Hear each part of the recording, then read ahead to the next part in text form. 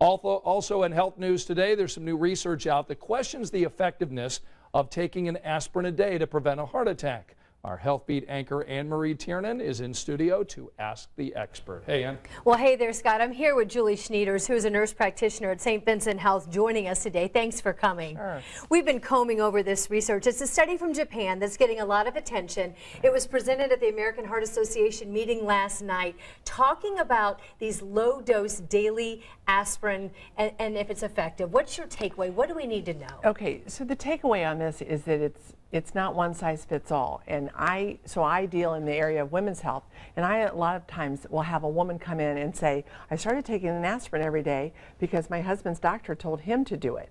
It is not for this study that they are talking about was a primary prevention study. So this is just people that came in, they hadn't had a heart attack or any kind of, atherosclerotic diseases or anything like that.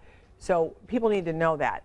I don't want everybody to stop their aspirin, no way. You need to ask your doctor if you've been put on an aspirin and you haven't had any kind of a heart event, it probably deserves a conversation, and we'll see. But remember, the differences between what goes on in Japan health-wise and here in the United States is a little bit different, so there's a lot of different factors. But for women, there's always been a question as to whether or not we treat them just like men. Now, men and women were in this study, so that's a good thing. I think the age here was started at age 60. The questions that I have as a clinician are things like, what about the person that maybe had the dad who had dropped over dead at an early age? Are they gonna use aspirin to prevent an event in that person? So I think this has to be something that's looked at individually with your physician. And there are side effects. If you decide you're going to self-medicate and you were going to take this low dose, which is about 100 milligrams of aspirin per day, there can be negative side effects to that. Absolutely. The biggest one is people can get ulcers. They can get bleeding. I've had patients come in who self-medicated with aspirin, then also were taking fish oil. The one lady was black and blue. And remember, so it thins the blood, which is the heart benefit in people that are at risk. But that's so ulcers and things like that, that's why they've got to talk to their individual physician. Okay, so certainly a conversation to have.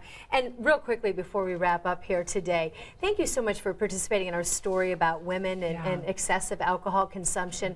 We aired that 2 weeks ago, still getting a lot of conversation today. What type of feedback did you get? The feedback I got, first of all, is the woman that was nice enough to do that interview, boy did that take guts. And I think that she helped somebody.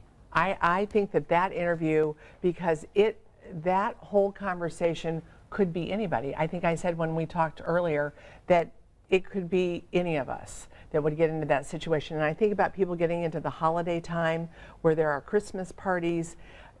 We got a lot of good information from listening to her and her story and how it all started, because it could be anybody. That's right. Watch your consumption, and also put Uber in your phone. Plan Uber when you're leaving, so you don't have to leave your car someplace.